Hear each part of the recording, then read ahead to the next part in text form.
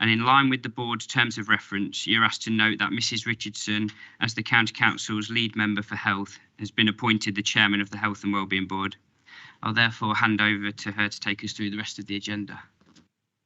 Thank you, Matt.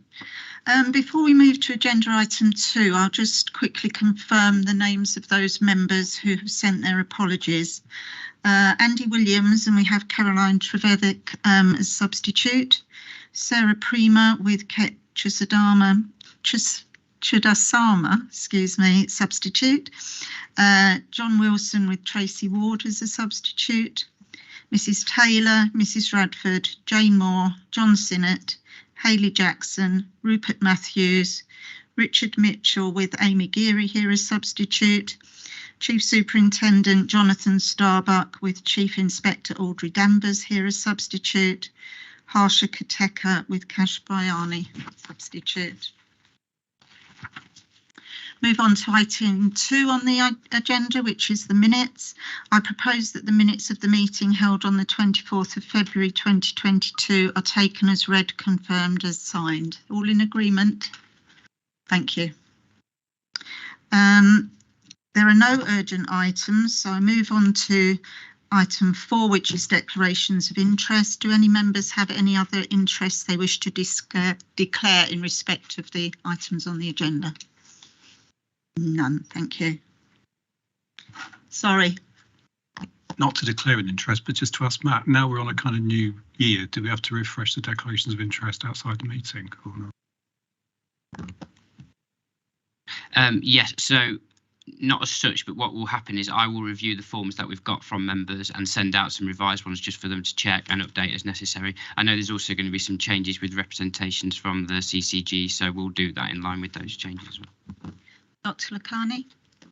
Yeah, that was my point, that I think this is Vivek and I's last meeting, but we'll have new representatives at the next meeting. So, but you're aware of that, so. Councillor Kaufman. Chair, I think I ought to declare my son works NHS England. What he does, I'm not sure, but he seems to. Thank you very much. No comment. And I'll say right now, thank you to those who are, it is their last meeting, because you've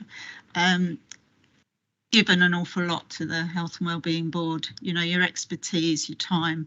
So we're very grateful. Thank you, and hope your new positions are just as positive. Thank you. Item 5 is my position statement, and copies were emailed to you. A version is also published on the Council's website. It begins with an update concerning local service pressures, and it also provides an update of the work of Health Watch and a recent chai, coffee and chat event that they held at the People's Centre. There's also a link to the Council's Have Your Say website, where we're seeking views on Leicestershire's draft Net Zero Strategy and Action Plan. Do any members have any questions regarding the update? No? Great. May I also take this opportunity to welcome Victoria Charlton to her first meeting of the board as our new Health and Wellbeing Board Manager. Welcome. Item 6 on the agenda concerns the Leicestershire Joint Health and Wellbeing Strategy 2022 to 32. It's the progress update. It provides the Health and Wellbeing Board with an update on the progress made in the initial stages of the delivery of the strategy. And Vivian Robbins, Public Health Consultant, has joined us virtually to co-present the report along with Victoria. Thanks, Viv. Thank you, Chair, and thank you for having us today. So, yes, as many of you will see in the report that's been published, what we wanted to do is just give you an update in terms of the progress that's made on the Joint Health and Wellbeing Strategy since it was approved in the February board. So as many of you will be aware, at the 24th of February board, the Joint Health and Wellbeing Strategy was presented, It was also presented with a high-level delivery plan, acknowledging that within that plan there will need to be further evolution of the plan, and I'll come on to some of that in a second. We also talked about the revised governance structure, communication and engagement approach, which we'll come on to in a little bit. So if I can just take your attention to Appendix A of the report, what you'll see there is the revised governance structure that we did submit in the February papers. And what I just wanted to do is provide a little bit of an update in terms of where the subgroups of the Health and Wellbeing Board have got to following the February meeting. So in terms of the diagram that you'll see, what we try to do is we try to align the key priority areas of the strategy with the key subgroups of the Health and Wellbeing Board. So those subgroups consist of the Children and Families Partnership Board, the Staying Healthy Partnership Board, and the Integration Executive. So if we talk about the Children and Families Partnership Board, this has been aligned with the Best Start for Life, acknowledging that this is our wider priority around the children's agenda. So as much as there will be a lot of work around the 1001 critical days, it does also have that broader remit to the sort of 0 to 19 agenda and up to 25 for those with special educational needs and disabilities. We are doing a lot more work with all of the subgroups around having development sessions. So over sort of June and July, each one of these subgroups will have their own development session where they will be looking at really getting into the detail of the high-level delivery plan, ensuring those actions are right and correct, making sure that the leads are identified, the timescales are agreed, really trying to identify those SMART objectives as much as possible, and then really drilling down to the priorities for 22-23. In terms of the Children and Families Partnership, we acknowledge as well there's a journey to be had around that partnership. So before the Joint Health and Wellbeing Strategy was published, they'd fairly recently updated their Children and Family Partnership Plan. So that plan for 21 to 23, we're looking at how we bring those two elements together, and we acknowledge that it will be a journey to get there, but we are really keen to make sure that when we look at the future iterations of those plans that they will be one of the same and fully aligned. In terms of the Staying Healthy, Safe and Well priority, we've now had our first meeting of the Staying Healthy Partnership Board, and there will be a development session in June, I think that one is, around again looking at what the key priorities will be. And a lot of discussion from that work has been really linking in with the subgroup chairs, which you'll see on that diagram. So those including the Chief Housing Officers Group, the Communities Group, Strategic Planning Group, District Health Leads, and the Leicestershire Mental Health Group, which is just soon to be set up. So again, that development session will look at sort of the primary prevention agendas, what are our key priorities for the next year moving forward, and making sure that we've got the right level of detail in the wider Joint Health and Wellbeing Strategy Plan. In terms of integration exec, the areas aligned to those are the living and supported well and dying well. A similar approach for this meeting as well, and we acknowledge that there's a tremendous amount of work that covers the Better Care Fund, which I know we've got an agenda item of later on today. So again, it's looking at what have we got in the plan at the moment, where are there any gaps, and do we need to think around, are there any extra considerations for all of the subgroups, I suppose, in terms of how their role is evolving to really support development of the implementation of the Joint Health and Wellbeing Strategy. In terms of many of these groups as well, they will be looking at how they link with the wider system LLR collaborative meetings, and also thinking around how we're making sure that place is very much getting the right focus, I suppose, on some of those wider system level objectives. In terms of neighbourhood work, as you can see on that diagram, the bit in green, we've talked about the community health and wellbeing plans, and again, that's on the agenda later on. The main link will be into the Staying Healthy Partnership Board, but we do acknowledge this area of work, and also areas around mental health are also going to need to have scope into the wider subgroups of Children and Family Partnership and also integration exec. So we are looking very much around how the subgroups work collectively as well as on their specific areas of work. But I'll hand over now to Victoria, who's going to take us through the performance and the rest of the paper, if that's okay. Thanks, Viv. So in terms of the performance reporting, For the board to monitor progress, quarterly performance reports based on the agreed indicators within each life course will be presented. The first of these outcome reports is attached to Appendix B. As you'll notice, there are a number of areas across each life course where Leicestershire currently scores worse when compared to similar areas. These will form part of the key spotlight priority areas for each subgroup for the next 12 months and will be the focus of the discussions at the development sessions over the summer, which Viv talked about. This will include discussions on how the cross-cutting themes will be woven into the work streams within each of the subgroups and included within the quarterly updates. And progress is just going on at the moment to develop what those highlight reports look like, and we're working with the subgroups, and we'll go through that at the development sessions. There'll be an update on the next board in September to confirm what those priority areas are, and quarterly updates on progress against the joint health and wellbeing strategy will be presented to the board going forward. In terms of the community and engagement, at the last board, the development of a communication and engagement strategy was approved.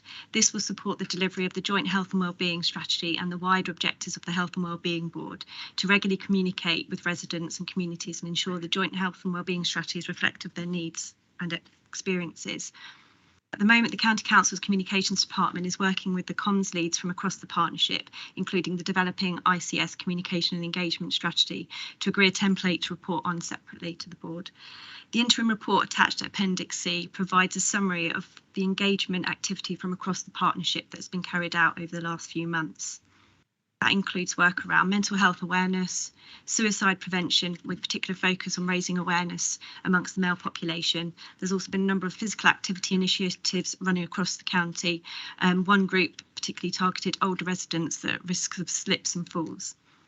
There's also work around the health champions. We currently have 130 health champions across the county that were formerly known as the COVID champions, who are helping to spread health messages from public health and our other partners. Further developments include a health and wellbeing email address that's going to be used to be communicating to residents, communities and partners, and there is also a creation of a new look website. Following feedback from members of the board, a new visual identity for the Health and Wellbeing Board was chosen, and this will be rolled out across relevant documentation and social media in due course. The design will also be incorporated into the strategy, which will be presented at a future board meeting, likely in September. The easy read version of the strategy is attached at Appendix D. And finally, to support the development of the Health and Wellbeing Board and support the delivery of the Communication Engagement Plan, an engagement officer will be recruited within public health to work alongside partners, and that's expected sort of early September time, all being well with recruitment. That's it. Thank you, Chair. Thank you. Are there any questions or any comments from anyone? Mike Sands. Yeah, thank you, Chair. Just to thank you, Victoria, and thanks, Viv, for the work that you and colleagues and the Ed for Staying Healthy Partnership have done to get us to this stage. I should have rehearsed this before, Viv, so apologies both. The Appendix B, the dashboard, that's really useful, and I can't recall a time when the Health and Wellbeing Boards had a dashboard in such a way. So I know the subgroups are going to have to consider it, but I mean, it's more of a comment and a suggestion. It'd be nice for the board to find time to consider the dashboard in a bit more detail, because actually looking at the indicators, working out what's red, and then collectively addressing those kind of big issues feels like essentially the essence of what the board should be about. So I'll make that comment and invite observations, I think.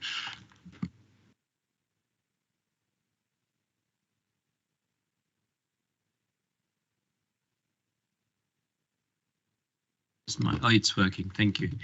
Yeah, well, first of all, just because I love the documents, I love the outcomes framework. I think this is the best position we've been in. So fantastic, and congratulations. And we're talking about the right things. My concern is about the implementation and the governance chart in Appendix A. You know, there are lots of boxes, and my worry is that this could create silo working, which is something that we're trying to avoid as a system, because, you know, it's all about systems working. So I wonder what methods we might use to create team working in this whole diagram, you know, because it's actually very hard to do. Otherwise, you get silos. You have a silo between the NHS and local government, or less so now. The fact we're talking in this room together is very good. So I think it's a big challenge for all of us as we create the ICS, the ICB, the ICP, but particularly for this strategy. I wonder if there were any thoughts about communication, coordination, and working together, and not just this traditional, I think this is called messe boxes, aren't they, in organizational theory, which is like boxes, but actually it's more than just different boxes. I think from my point of view, I'm pushing for communication and connection everywhere because it's essential for the ICS to actually work that way. But I also think that we have to be mindful we don't duplicate things. You know, if one organisation has a certain group running already and the connections, then link into that and vice versa, rather than setting up totally new groups and then having double the amount of work for officers and NHS staff. Mike, sorry. Yeah, thank you. Just to add to that, I think the other bit for me is, and we can talk about the subgroups, but as a role, you know, it's our role as Health and Wellbeing Board members. And I suspect in the past we've been guilty of rather passively receiving reports from subgroups and then commenting on them and then going away. Whereas actually, if we see something in there we don't think joins up, we do need to take it back to our own organisation. So I'm tempted to say, you know, physician, heal thyself first, as we all must, and then, you know, then we can work on the subgroup structure. So. That was my point. I think this is a generic issue for all of us, but I think there are methods where you can link people together. I think just the methodology about change, the academy can help. I think the LLR Academy, but and also I think what seems to be important is the central direction or central leadership, and then allowing intelligence and data to be discussed regularly, and allowing people to join the groups. So it's, for example, if you're not in the best Start for Life group, but you have ideas, how would you interact and connect with that? But anyway, look, this is a common corporate issue and there's ways of solving it. But I'm glad that, Chair, that you're onto it. So I think that will make a big difference. Thank you. Vivek. Yeah, thank you, Chair. 2 points actually. So the first point is I'm really pleased with the easy read document. I think that's really good. I would like to challenge it a little bit more and say, does it come in other languages? How are we actually getting that out to people? How do they have access to that to make it really available to the community? Because this is about them and not about us doing a project. It's about them understanding, engaging with that. So really pushing that out and challenging further. But my second point was about the dashboard as well, actually, and about the information that we get. Obviously, this is a 10-year project. Have we got the right information here? What do we need to make sure that we're still on track from the different groups, but also here as a health and wellbeing board, do we have the right information?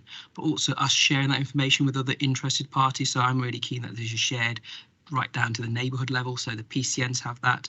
I was listening to a particularly interesting conversation about how PCNs have a lot of information, but don't necessarily know how to understand it, so they have to pull together the GSNA from whichever group they're from, then their own public health management. But this is another piece of information that they would need and they need to understand, because we need to be working at that level to really make an impact. So how do we understand it, but how does the wider community understand it? Can we make sure that that's something that we take forward? Thank you. Caroline.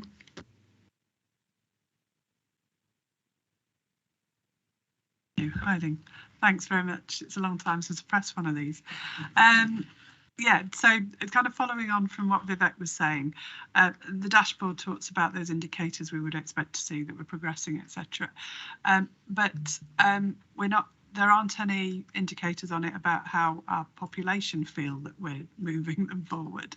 So as well as our wider stakeholders understanding how we were progressing with this, is there anything that we can do to kind of weave that, how do our population in Leicestershire County know that we're making a success of this health and wellbeing strategy?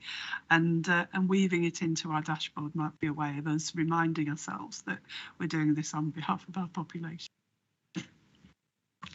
That's fine, thank you. Kat?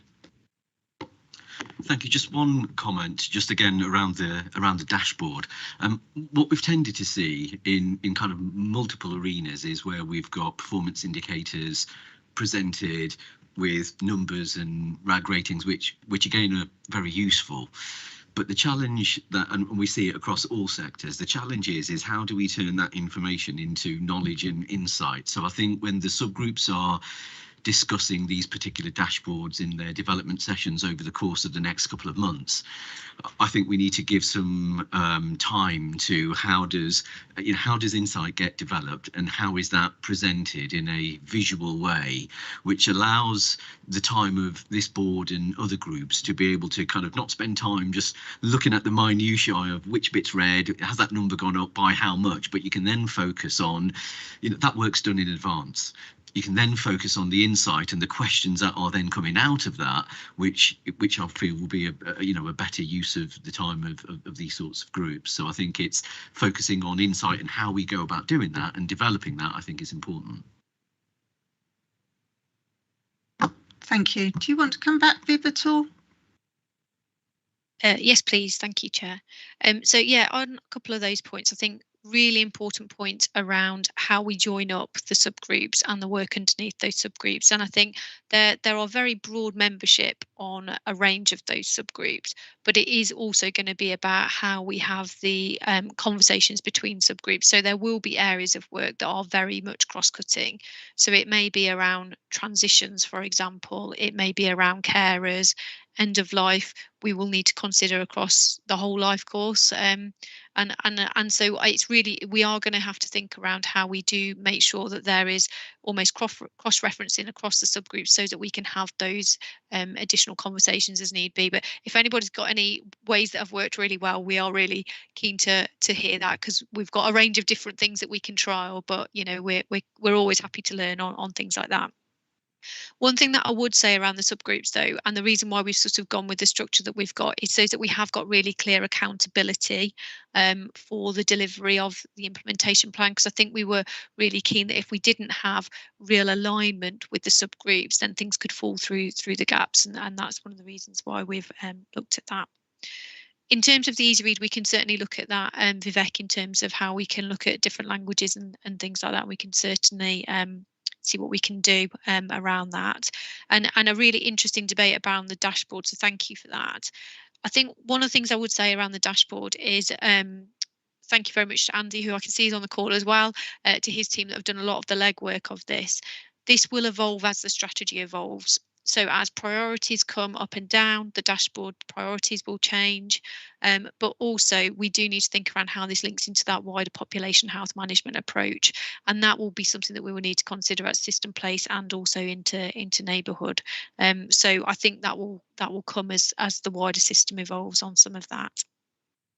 In terms of the qualitative angle that Caroline was mentioning, that's an area that we've got a range of indicators in the actual strategy around getting feedback on patients from a range of different approaches. So whether that's service feedback from individual accessing services, or whether that's linking into the comms and engagement strategy that Victoria was talking about earlier. And we do see that we're really keen to change the role and the conversation with the board and our local population.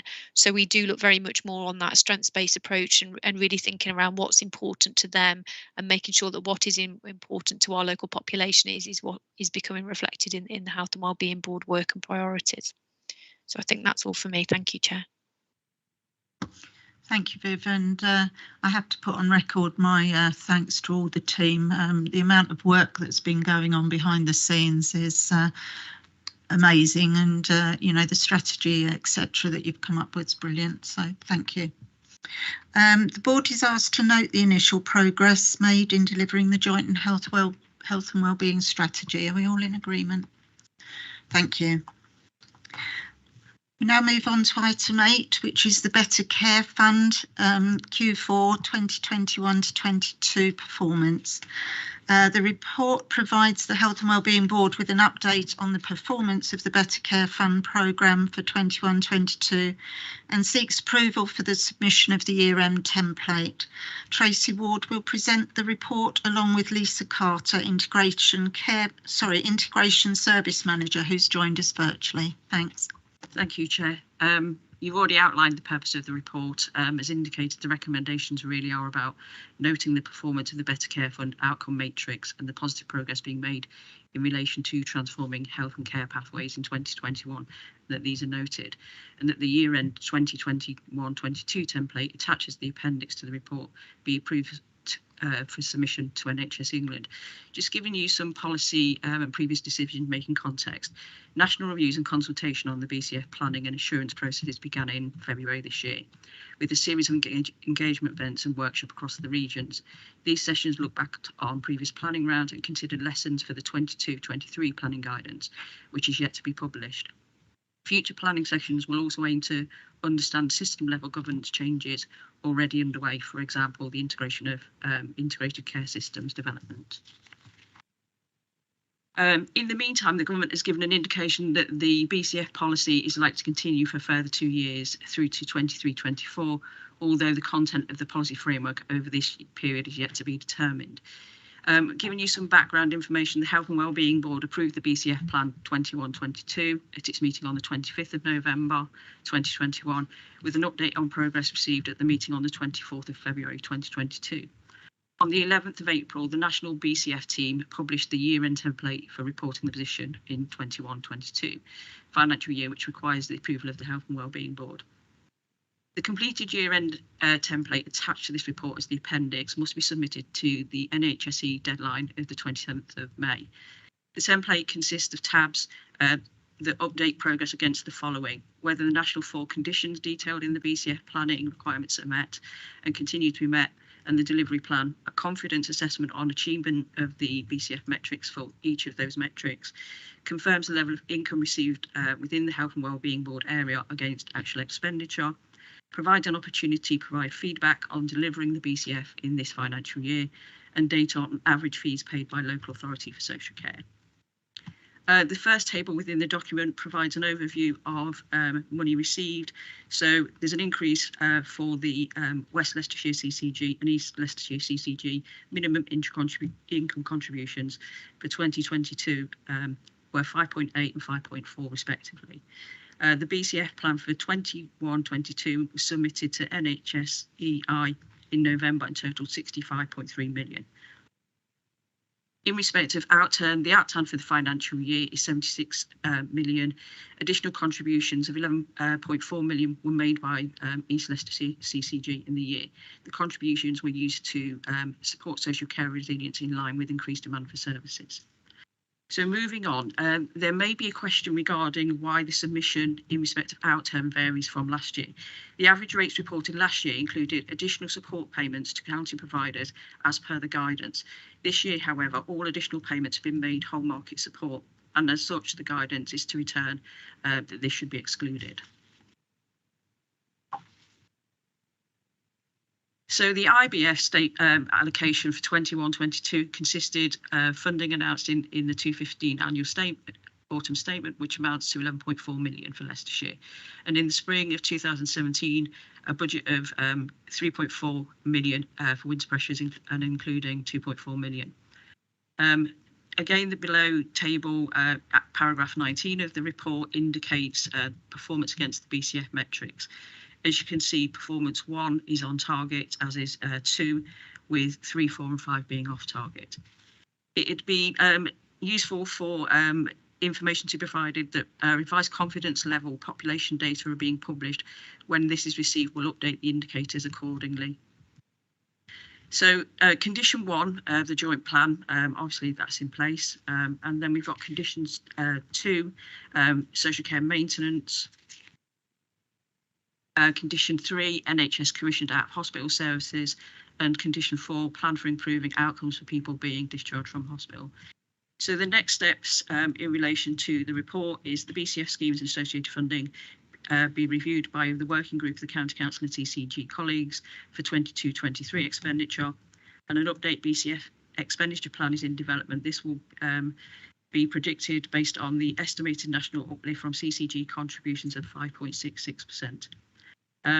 This will await the minimum contribution and allocation national guidance for confirmation. So just to conclude the report, in respect of equalities, a equality impact assessment has been completed and has been reviewed as part of the work that carries on. So just to conclude, it's to note that the recommendations are to receive the contents of this report, we note the performance against the metrics, and for the submission of the appendix to NHS England. Thank you.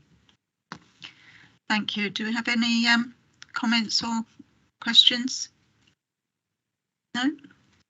So we're asked to note the performance against the Better Care Fund metrics and to approve the year-end BCF template for 21-22. Is that okay? Everyone in agreement? Thank you. Thank you, Tracy. Move on now to item 8, the Pharmaceutical Needs Assessment 2022, the progress update and pre-consultation draft, pages 95 to 184. This provides an update on work undertaken to produce the draft Pharmaceutical Needs Assessment and seeks the board's approval to consult on the draft document. Caroline Boucher, Head of Business Intelligence at the County Council, will present this report along with Andy Brown and Victoria Rice, who are also part of the County Council's Business Intelligence team. Hello, Caroline, nice to see you. Hello, good afternoon. Thank you, Chair. So yes, the purpose of today is to update you on our progress and seek approval for the embarking on the 60-day statutory consultation, which we're hoping can start on the 1st of June or as soon after that date as possible. At the February Health and Wellbeing Board, we explained that the P&A is actually a statutory document and that we need to publish it by the 1st of October 2022. And we mentioned that a single reference group had been established to oversee the development of the 3 pharmaceutical needs assessments across Leicester, Leicestershire and Rutland. So each area has to do a separate one, but a single group is governing the process. So we've been working hard on producing a draft document, which is Appendix A in your packs. And we've developed this in line with the official guidance, but it's also been informed by engagement with local pharmacists and with members of the public. And we propose that this engagement continues during the 60-day consultation period so that we can add to the intelligence that's in the document by some additional respondents. The draft in the pack also reflects the comments that were made by the reference group when it met at the end of April to consider the drafts. It is quite a lengthy document, as you've seen, but if there's time, Chair, I just wanted to pull out 1 or 2 of the key points before opening up to questions. Is that okay? Yeah, that's fine, Caroline. Okay. So just looking at the overall provision, the analysis shows 2.1 pharmacies and dispensing GPs per 10,000 head of population, which is in fact quite similar to the England average of 2.2. It does vary by district, and 4 districts are a little below that figure at 1.9, which are Harborough, Hinckley and Bosworth, North West Leicestershire and Oadby and Wigston. But given the sort of rurality of some of those areas, that's perhaps to be expected. And also Oadby and Wigston is quite close to the city, so residents are able to access services there. In terms of the conclusions, the overall conclusion so far from our work is that the community-based pharmacies are meeting the current needs of the Leicestershire population for both essential and advanced services. However, the consistency and quality of the services should be kept continually reviewed, and the uptake of some services, perhaps particularly the community-based services, could in fact be increased in the future. The process has highlighted the importance of public, community and voluntary transport in terms of accessing pharmacy provision, especially in East Leicestershire, for those that don't have a car. And this situation does need to be kept under review. Also, there's a move to deliver more services in a sort of digital or online way with people receiving deliveries at home. This will take some time to evolve, and we do need to consider the risk of potential digital exclusion by relying more on that channel in the future. The pharmacy engagement also highlighted some issues that may be of interest to the Health and Wellbeing Board. In particular, recruitment difficulties were highlighted by many respondents, especially for certain roles, including the pharmacist roles themselves, dispensers and medicines counter assistants. And the use of locum and relief pharmacists is quite widespread across the area. However, in spite of those recruitment difficulties, most pharmacists, that's about 69%, felt that they were able to maintain their current level of service, but worth noting that 18% did actually disagree with that statement and felt under pressure. Again, most would be willing to provide more NHS and LA commissioned services, providing there was funding, training and facilities to do so. 58% planned to expand their business in the future, and 29% said they were planning to expand their online services in the near future. In terms of the public consultation, most people felt that the opening hours were meeting their needs, around about 3 in 4 respondents, although they did acknowledge that access was more difficult in the evenings and to a lesser extent at weekends. 81% said that the pharmacy was providing them with a good service, and 72% said that they felt they received very clear advice from their pharmacies. Again, 1 or 2 issues were raised by respondents. The first was that some people said that it was difficult to have a confidential conversation with a pharmacist without being overheard in some pharmacies. A few people mentioned medicines being out of stock, so timely access to medicines had been a problem for them. And there were just some general comments that pharmacists appeared to be under pressure and very busy. Chapter 13 started to look at future needs, and in particular around new housing developments. Just wanted to say that we will be seeking some additional views on this chapter during the consultation process, and we'll be looking for more up-to-date information as part of that process. In particular, we're expecting new census figures at the end of June. We've been waiting some time for these, but I gather they're now imminent. And also there's some work going on across the local area on a housing employment needs assessment. And again, we'd want to look at the results from that in the light of this chapter. We will be consulting with district councils on any updates to their local plans as part of the June-July consultation phase. But at the moment, our analysis does suggest that Harborough, Hinckley and Bosworth and North West Leicestershire, the situations in those areas might need to come under close review. Housing growth doesn't necessarily mean that there needs to be more pharmacies, but it does mean that we need to look at the total service available, including online provision, quite closely in those areas. And then finally, just to conclude, community pharmacies are perhaps the easiest healthcare workers for members of the public to access, and they are highly valued by their customers.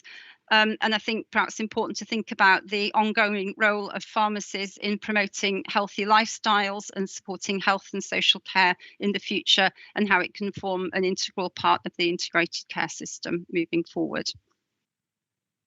We're happy to take questions, and Andy and Victoria are also here to help with that.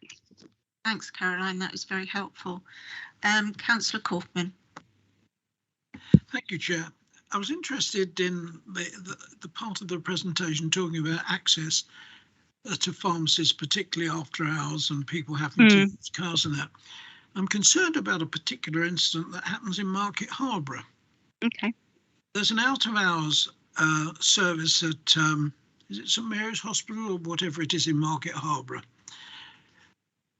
You come out of there at whatever, 8 o'clock and 9 o'clock at night, and you need some drugs, and you're sent a half a mile to another doctor's surgery down the road, which is just open with a pharmacy. So you need a car to get from A to B. And I know there's a million reasons why it can't be done, but I would have thought if premises are open for an after-hours service, the place to pick is where the pharmacy is. so people don't have to get a taxi or a car to go from where you get the prescription to actually pick the drug up. Has that cropped up at all? Do you know about that? I wasn't aware of that particular situation, but I am aware of one or two anomalies, and it has come up a little bit in the context of the Rutland one as well, particularly in terms of that hospital discharge thing. So I do think that's perhaps something that we can explore a little bit during this next phase of consultation. Victoria, I don't know whether you've anything to add on that.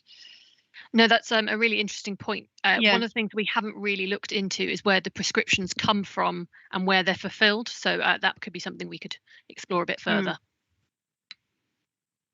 Thanks for that. Mike? Yes, a couple of points. Just in relation to that last one, I guess if that was comments that people made in the questionnaire, we would pick that up if it was a recurring theme, wasn't it? So we can always reflect on that. Other than that, I just want to say thanks for the report, Victoria and Caroline and Andy, for getting us this far. And I note the point about obviously we need to see what people say in the consultation and reflect the changing data, the census data. I was just going to say many thanks, because I know we struggled in the past to make it a bit more future looking in relation to housing growth. So those graphs, which sort of, I think it's section 13 to something like page 65 onwards, really very useful, and I suspect bring it together in that way is probably of use to a number of colleagues, both health and otherwise. So almost wondered about lifting that bit out and sharing it more widely outside the P&A. Sensible idea. Yeah, thank you, Chair. Again, thank you very much for the paper. It's really interesting, and I'd just also like to focus on that future facing.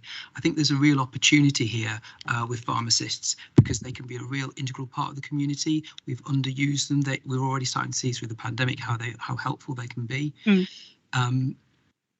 I don't know whether in our consultation we're really challenging our residents to say what they want for the future. I mean, thinking back at my own patients, a lot of them now using digital. In fact, it's their family are getting for their elderly mothers and fathers, sorting out the digital prescriptions for them, so it's easier for them. And I think that's going to be a much bigger part of that, and how that fits in, but also the health improvement agenda as well, and using the full scope of the pharmacy services. And I'd really like to see that that to be explored a bit more and to be shared. I think that's a really good idea. Just in terms of your comment about that provision is difficult, particularly in palliative care patients. That's a particular issue, and I know that as a CCG we've been working on that. It is a difficult task to try and get enough pharmacists available. I think we do have enough, and that's something that we have to work on constantly. And as we move to a 24/7 society, I think that's going to be a more of an issue moving forward. I think that's something we're all going to be having to be taking notice of. You know, people are expecting 24/7 now from all organisations. Caroline. Thanks, Caroline. Different Caroline. Okay, sorry. Thanks, Caroline, for the report and the draft P&A. We're doing a lot of work through the Integrated Care Board to shape prescribing and medicines optimisation, and we've now got an interim chief pharmacist for the ICS. So I think what I'd like to do is connect the two of you up, because I think that would be a really good piece of work. And in the section 4, I think it's 4.2, where you've got the summary of the other areas, the hospital areas for pharmacy access. I think we can expand that for you, because there are many other. We haven't talked about mental health access to prescriptions, etc., etc. So I think we'll just be able to shape that a little bit more to be able to describe what's happening in the NHS places, but also maybe the private sector DHU, because I think we should make sure that we've got the entirety listed there. But if I connect you up with Claire Elwood, I think that might be a really good starting point. Thanks, Caroline. That would be excellent. Thank you very much. So Claire Elwood is the key contact, is it? So yeah, okay, great, thank you. That sounds like a positive way forward. Anybody else? No? So we're asked to note the work undertaken to produce the draft Pharmaceutical Needs Assessment 22.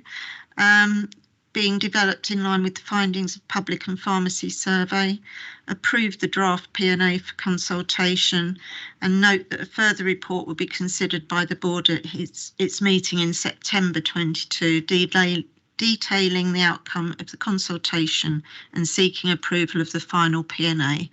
Are we all okay with that? Yes. Very good work, Caroline. Thanks ever so much. Well, thanks to Victoria and Andy as well.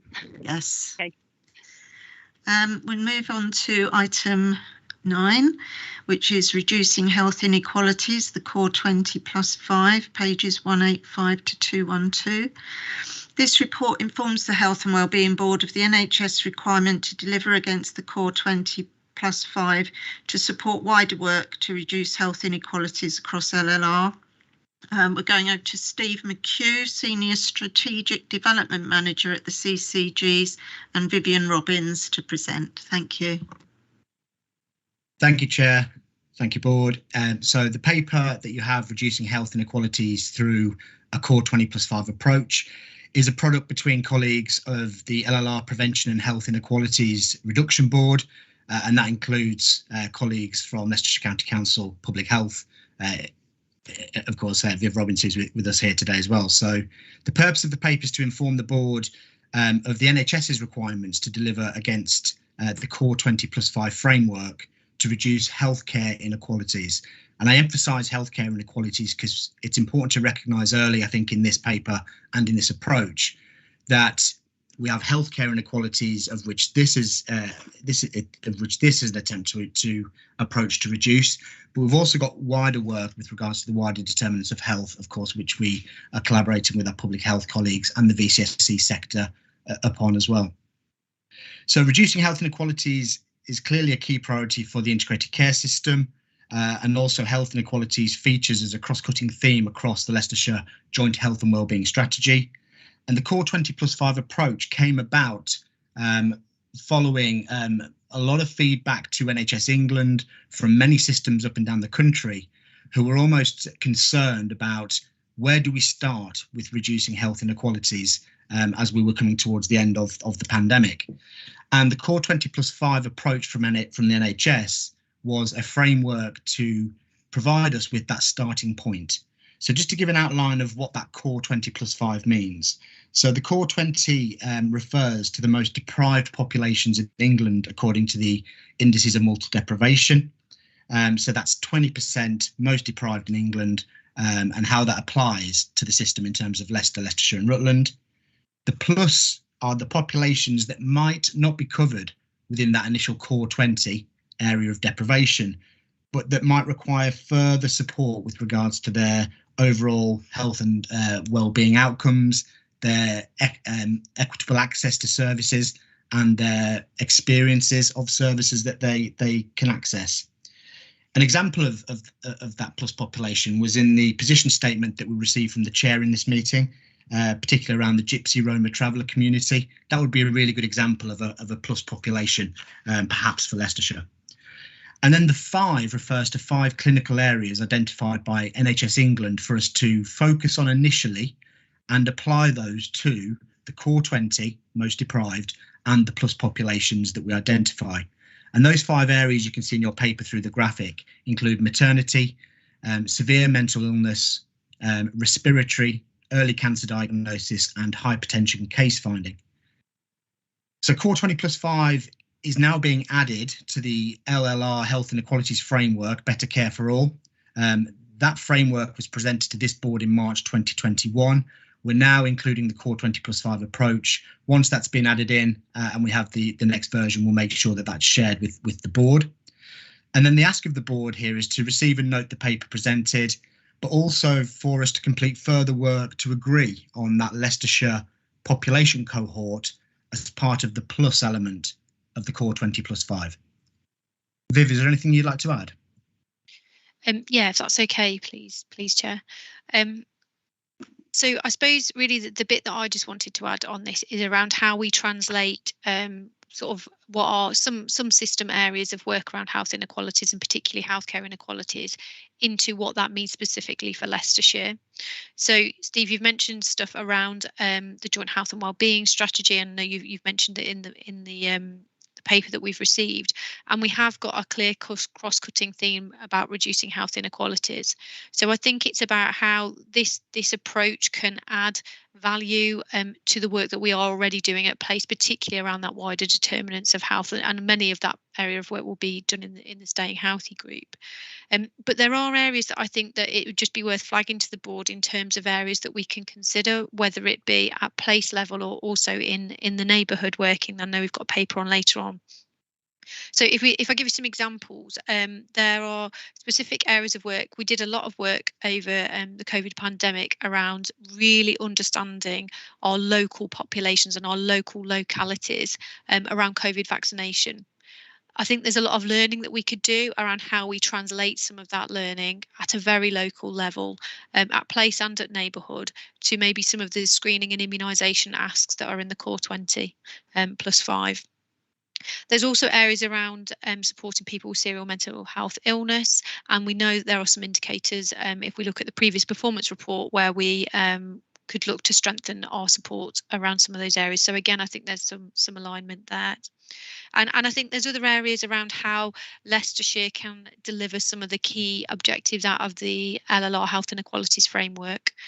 So some of that is around our health in all policies, health and equity in all policies approach. It's about health equity impact assessment. It might be about how we are implementing health inequalities training to our senior leaders, but I do think there are, and then it's also really defining what our plus groups are and being really clear as we work through the priorities of the joint health and wellbeing strategy around what are the plus groups that we really want to target and how are we going to support reducing health inequalities for those groups. So I'll leave it there if that's okay, Chair, and open up to questions. Thank you. Thank you. Any questions? Ed? Yeah, thank you. Really welcome the approach. I think it's really helpful to give us a framework to focus and target activity. I appreciate this is work still to be done. It was just to understand a little bit more about the mechanism by which we're going to identify those plus groups, because as you say, there will be a need to think about kind of system-wide issues, place issues and neighbourhood issues. And it's just an understanding of how you think those things might come together in something meaningful or coherent.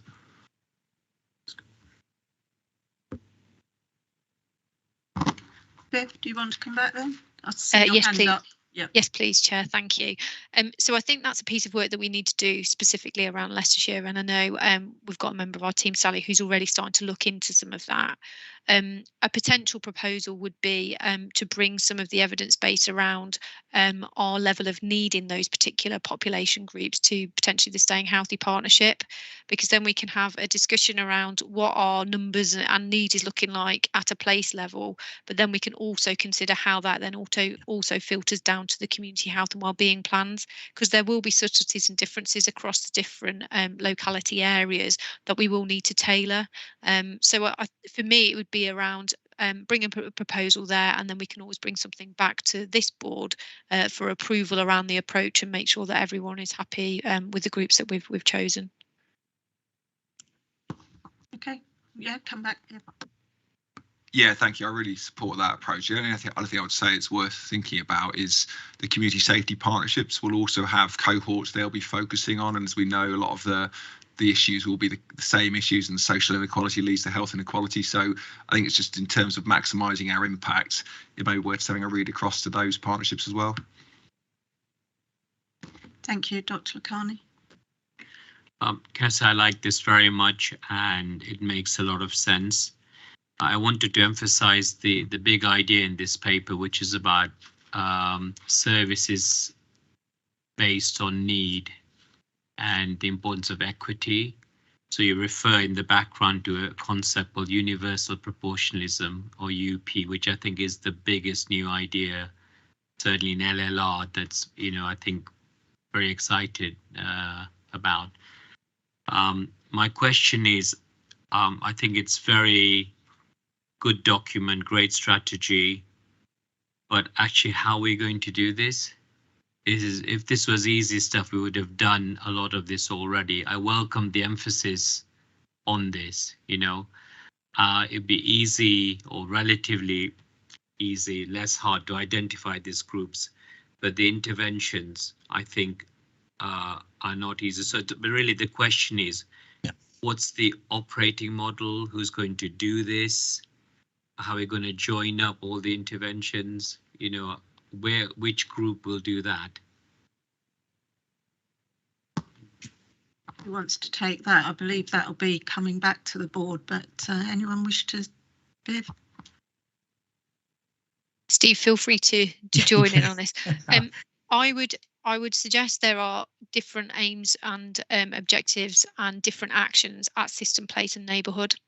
And I think for system level work, there is the LLR Health Inequalities Framework. And I know Stephen and the team there are very much looking at how they translate that and develop a core 20 plus delivery plan, which, correct me if I'm wrong, Steve, will go into ICB. Is that correct? Correct. So I think that will cover some of the system level pieces of work. For me, there's something around how we make sure that this dovetails very much clearly. It's in our joint health and wellbeing strategy, and at place level, we need to absolutely align that. So key interventions at place need to be within that level. And then when we look down to our locality and neighbourhood level, that's where I think we need to also take this thinking down to that locality level and make sure that there are clear actions there. So for me, it's really just thinking around how we're having that golden thread through to system, place and neighbourhood, and having the appropriate accountability and ownership as we flow through those different elements of the system. And if I may, Chair, to add to that, so Dr. Lakhani is absolutely correct that this isn't easy work. So it's key now that we can move from strategy to implementation and action. And we know that it's not just LLR that may be wrestling with that at the moment. We know our colleagues in other systems are wrestling with how do they move from strategy to delivery and get real action going on the ground. But as Viv just alluded to, we're committed to that through the place-led plans and, of course, by the community health and wellbeing plans. But also, what is really positive for us as well, Dr. Lakhani, is that in the 5 clinical areas of maternity, mental health, respiratory, cancer diagnosis, and hypertension, we're also seeing in their plans that they are absolutely building in the core 20+5 approach to the plans around those specific areas. However, in recognition that we do need to pull out all of that action to be in a central place that we can understand all of the work and all of the action that's planned around the core 20+5 approach and the wider determinants, of course. Yeah, come back. Yes, great work, and I like the mention of leadership as well as a tool for improvement. So I guess what I was getting at is collectively in the ICB, ICP, and through these channels, we work on quality improvement, leadership, PDSA, creating a social movement. So this is not just for us to do, is it? It's for communities, it's bottom up. Yeah. And also the agenda for this place is around housing. I see that as a very big issue, and education, alcohol licensing, liver disease, very common in Leicester, especially admissions, just social disorder, all that. We just need to connect it all up. The 5 clinical things, they'll be less hard to do because we've got a thing called proactive care. We've got registers. It's already happening. I think there's 49,000 fewer people on recall lists for long-term conditions thanks to proactive care, but it's the wider determinants which will take some time. Yeah. So I think maybe taking advice about the improvement. I mean, it's in management science, it's called an operating model. So if you got a strategy, how do you implement it? You need an operating model, especially if it involves multiple organizations that need to deliver this. Yeah. And Chair, if I may, it's worth just acknowledging as well that this approach here refers specifically to adults, and the NHS England are currently developing a core 20+5 framework approach to children and young people. So that's currently in development. That will be of interest to some people in this room, of course. And as soon as we have further information on that, I'll be sure to update the board. Thank you. Makes sense. Yeah, thanks, Chair. So go on and remind me, because I managed to confuse myself now. In the recommendations, we talk about Leicestershire identifying a plus cohort, and then the rest of the paper talks about LLR identifying a plus cohort. So have we got the ability to go place-based, and I'm thinking particularly around rurality and sparsity of services, because I know we talked about Gypsy and Roma and Traveller, which is fine. It is referenced in the paper because you could always say there are many different ways of even measuring deprivation to get to your core 20 population, and they all have pros and cons. IMD is pretty good, but you could measure it another way and give more weighting to deprivation and to rurality and sparsity and come out with different options. And it's one of those ones, I suppose, can we flex it locally? Otherwise I'd be fearful that we'll always flag up rurality and sparsity, but as soon as you start looking at LLR, then it all becomes a bit vanilla, really. Yeah. So the answer to that question, Chair and Mike, is yes, it will be local in nature. And I think Viv alluded earlier that it might look different as well in our community health and wellbeing plans as well. So yeah, it won't be the plus population won't be one population that's agreed across LLR. It will be based on place and perhaps even more local. Thank you. Anyone else? No. So we're asked to note the report and that further work will be undertaken to agree an initial focus on a Leicestershire population cohorts, as we've just heard, who already experience health inequities, to become a cohort of the core 20+5 approach. Are we all happy with that? Yep, thank you. Item 10. This is the proposals for the role and format of the Leicestershire and Rutland Integrated Care Partnership, pages 213 to 224. This provides us with information concerning the role, priorities, enablers and format of the Integrated Care Partnerships, to be locally known as the LLR Health and Wellbeing Partnership. Vivian Robbins is going to join us again to present. Thanks. Thank you, Chair, and thank you for the introduction. So, as Chair has just mentioned, this paper is really just to update the board on where the latest thinking is around the Integrated Care Partnership. So for those of you that may have heard around different terms of and titles around this, it was currently known as a LLR Health and Care Partnership, and that's what it's been called in its shadow form. Moving forward, once we get past July and the formal statutory establishment of the integrated care system, it will then be known as the LLR Health and Wellbeing Partnership. But if I use LLR Health and Wellbeing Partnership or ICP, I'm using those terms interchangeably for one and the same thing. So as this paper discusses, there's the Integrated Care Partnership is a real opportunity to think around how we can support health and care and wellbeing opportunities at that LLR system level. What we wanted to do with this paper is just to sort of highlight to the board where the current positioning and discussions are around the Integrated Care Partnership, so we consider how this board works, particularly in collaboration with that.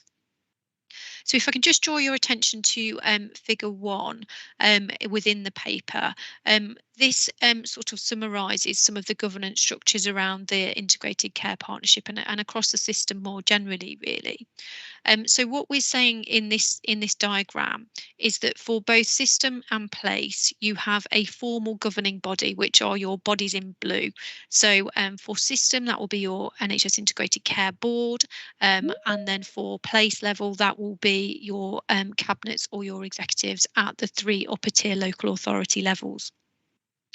At both system and place level, you also have a partnership forum. The Integrated Care Partnership will be that forum for system, and this Health and Wellbeing Board is that forum for place, and as in for Leicestershire. And what we've tried to summarise within this diagram is the fact that there's no hierarchy between system and place here. What we're saying is that they are different geographical patches. They are both very important in their own right. And actually, it's the links between the two that are going to be really, really important in terms of making sure we get that really clear ICS collaboration moving forward. One thing to note as well for place governance structures is that although we have the local authority cabinet as the formal sign-off for place for Leicestershire, if there are NHS decision-making decisions, that will go back to the LLR ICB. But what is really important with the ICMP is the other thing to note is the links into our overview and scrutiny committees. So what we're suggesting here is that any areas that are across LLR will go to the joint health overview and scrutiny committee. If they are place specific issues, then they will go straight to the Leicestershire Health Overview and Scrutiny Committee. But we do acknowledge that although Health Overview is probably the predominant overview scrutiny committee that these partnership areas will link into, there may be other committees, overview and scrutiny committees of the council, that we might need to link into there. In terms of the priorities, and just a bit of context in this paper has been worked up with a range of senior leaders across the LLR ICS. The priorities that we're proposing at the moment are two key areas of work.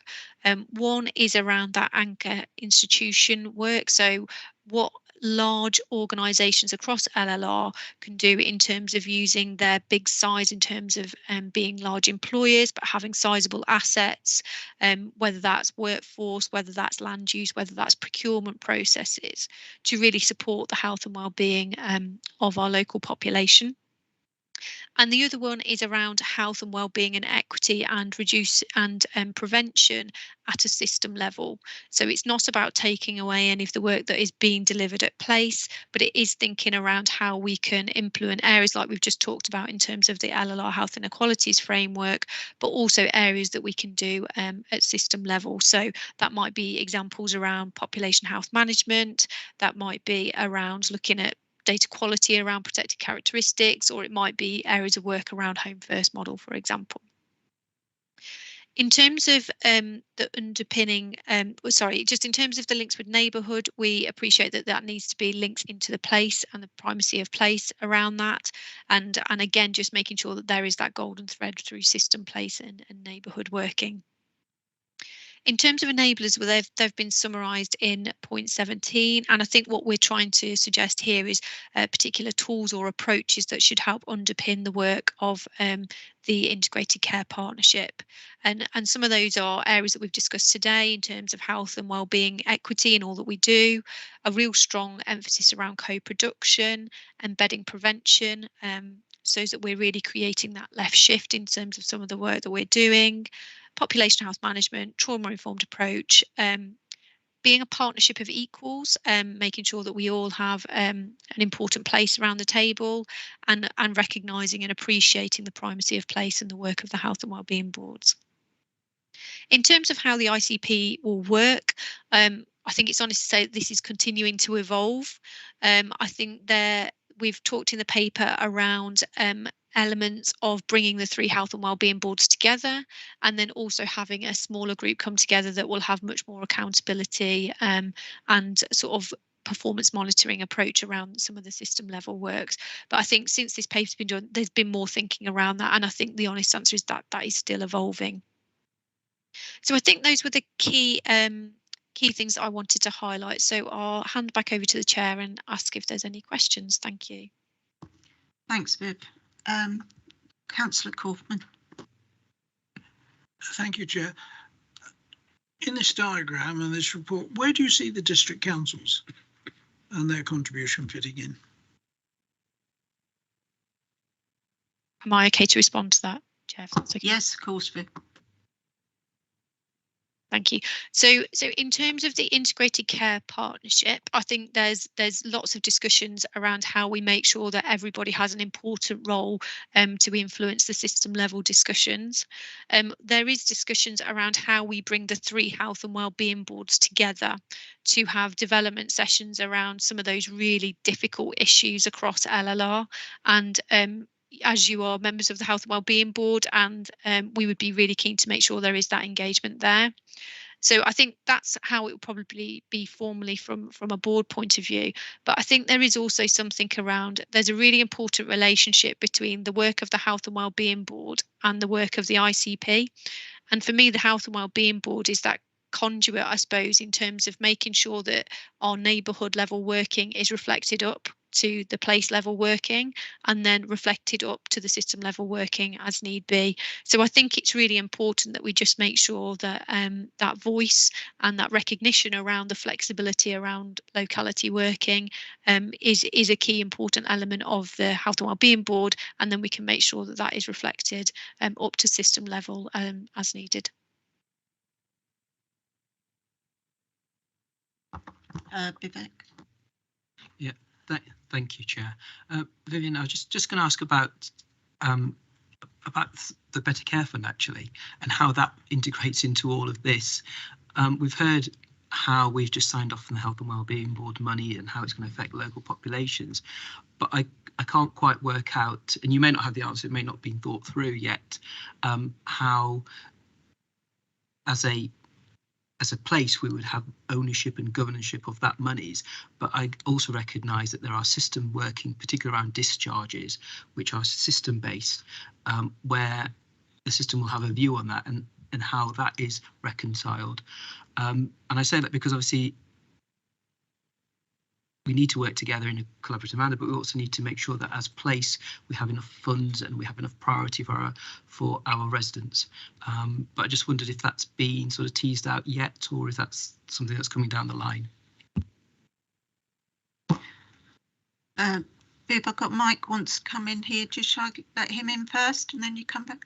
Yeah. Yeah. Thanks, Chair. I mean, it doesn't quite answer your question, but I know one of the conversations that we had yesterday was it's been tempting when thinking about the ICP to concentrate on public health things, because it's easier to say there are some things like air quality that don't recognise boundaries and therefore the ICP should consider them, you know, as well as the place-based work. There'd be a bit of me that would argue actually adult issues and children's issues should also be something where if there's added value from the ICP discussing it, then that should be at a system level as well as just at place, which doesn't fully answer your question because it's not quite the kind of control over BCF. But I suppose the starting point for me is let's be sort of inclusive in terms of the sorts of issues that we think we can have a system-wide discussion just to see if it adds anything extra to it. But Viv, I don't know if you want to add to that. Thanks, Mike. So I think just building on what you're saying there, really, I think in terms of the BCF has been formally delegated to the Health and Wellbeing Board to manage and keep it in terms of an accountability there. And I think there is room that as the Integrated Care Board and the ICP evolves, that the BCF would evolve. So very much there's a lot of discussion in the latest integration white paper from the NHS around having place allocations, and I think that's up to place to decide what the scope of those will look like now and in the future and how they might evolve. So I think, to be the honest answer is, Vivek, those conversations haven't started, but I can certainly feed that back into, obviously we spoke to Lisa and Tracy earlier around some of the BCF, and we can take some of that thinking forward. Dr. Lakhani. So I like this paper very much, and particularly the idea of meetings in public and AGM. It's the first time we're taking this approach. I think this will make it much more visible and create engagement. So very, very good. I had two questions about the appendix. I appreciate that's the current membership list, but I feel the omission of Loughborough University as a partner, I think we're missing a trick there, given that you've outlined that one of the key outputs of this work is anchor institutions. So I think we need to include Loughborough, particularly with their strengths in community, exercise and health. They've got great facilities and things. So perhaps that's a place-based intervention, but I think their membership will be very good. The other thing is, how do we make sure the membership is diverse and representative of LLR? I mean, obviously, if we go to representatives who serve the committees, then you'll get a particular kind of result. But if we mix and match the committees and things, so I think some thought around who sits on the ICP. I appreciate that's not just our decision. You know, that's a broader decision, and it may be specified nationally. I'm not aware if it is, but it might be a list that they specify. But we just need to, I think, give that some thought. Mike. And again, Viv, please chip in. The obvious dodge on this one is whatever the membership of the ICP, HWP, whatever it's called is to then bring in co-opted members if we have a specific issue, if it's anchor institutions. So we'll always have that debate about cast of thousands versus sort of type membership. And maybe the thing to do is to say, we just need to make certain we've got the links with our communities to bring in experts, lay experts as necessary. No, I mentioned Loughborough because Leicester and DMU are included, but not Loughborough. And we've had some very, very strong meetings with Loughborough. And I just think, no, I mean, I think it's doctors, of course. Yes, in the room. Yes, yes. But thank you, Yes, I think it's going to be, have full collaboration there. You're going to need to bring people in as and when, depending on what you're dealing with at the ICP, I think. And I think that's the strength almost, that you can pull all those people together when you need to. So anyone else? No? So we're just asked to note the report. So I think we're all happy with that. Thank you, Viv. Our final report is the Community Health and Wellbeing Plans, pages 225 to 232. This sets out the intended approach for the development of the Community Health and Wellbeing Plans across Leicestershire, including governance arrangements. And Jo Clinton, Head of Strategy and Planning at the CCGs, has joined us virtually to present the report. Hello, Joanna. Thank you, Chair. Good afternoon, everyone. Yes, so thank you. So the report sets out the approach to the development of the community health and wellbeing plans, but also outlines the complexities in relation to governance and footprints of the plans. So today we're asking members to note the purpose of the plans, to note the proposed approach to the governance and footprint of the plans, and also to note the links to the joint health and wellbeing strategy. So I'm not proposing to go over the background to system, place and neighbourhood. I think everyone's well versed on that. But I just wanted to highlight that partnership working has been established collectively across system, place and neighbourhood, and that there's a duty on the NHS and local authority to collaborate with the introduction of the health and care partnerships to support integration and address health, public health and social care need, with a key responsibility being to support place-based work. So as you know, place has been driven through the joint health and wellbeing strategy, which is also the place-led plan, and a similar planning approach is proposed on a neighbourhood footprint. And this is to support the ICS in identifying variance in health needs and outcomes across the different areas of the county. So in terms of the purpose of the plans, as I'm sure you're aware, there's extensive housing growth across the county. So we'll be using the plans to identify solutions for primary and community care infrastructure and services to mitigate the impact of this growth. The plans also need to understand the local needs in relation to health and wellbeing to ensure that we've got the local plans to drive the improvement forward. But there's also an opportunity for us to look at the care closer to home offer. So looking at what outpatients diagnostics can be provided, particularly in the more rural areas of the county, to reduce travel times and carbon emissions. But the plans will also be used to inform the joint health and wellbeing strategy and be used to respond to the joint health and wellbeing strategy's priorities at local level. So the report provides a list of things that we'll do to inform the plan, which obviously includes data gathering from a variety of sources, insights from communities, but there's also a requirement for us to engage with the communities to support the plans. So the plans are being developed on a district footprint, so there'll be 7 plans altogether. And this is due to the availability of the lower tier local authority data and the alignment with their local authority partnerships that focus on health and wellbeing. So the intention is that these plans form the strategic picture for health and wellbeing for that area, and the other initiatives at neighbourhood level are coordinated through the plans. So as we know, there's many existing plans and strategies at individual organisation level, such as district local plans, PCM plans, community safety plans. But the community health and wellbeing plans are not there to replace those plans, but to act as an umbrella across all of them. So some of these linked plans may have a different footprint, be it system or place, but if related to local needs, then a discussion will be required to see if local action is required. The plans will also adopt the do, sponsor, watch approach in line with the joint health and wellbeing strategy to ensure that there's clarity on accountability. But so the coordination across system, place and neighbourhood is key in ensuring that there's a golden thread approach to delivering improved outcomes and will avoid duplication or contradictory action. So the plans are being developed through local partnerships, often the integrated neighbourhood teams, which includes representatives from the GP practices, adult social care, LPT, local authority and the VCSE, where this is coterminous with that footprint, or through a task and finish group established specifically to develop the plan. So it's envisaged that the integrated neighbourhood teams will be the operational delivery arm of the plans, noting that specific strategic priorities, for example in health, will need to be led by the CCGs, soon to be ICB, as the decision maker commissioner of those services. So each district has a local health and wellbeing partnership, and the proposal is that these partnerships will have oversight of the plans. So for example, the Charnwood Partnership Board is changing its name to the Charnwood Community Health and Wellbeing Partnership, and they're updating their terms of reference to reflect oversight of the Community Health and Wellbeing Plan and regular reporting into both the IDG, Staying Healthy Partnership and the Health and Wellbeing Board. There'll be a requirement for all of the plans to report into the Health and Wellbeing Board, the Staying Healthy Partnership and IDG to ensure that there's synergy and alignment with the Joint Health and Wellbeing Strategy.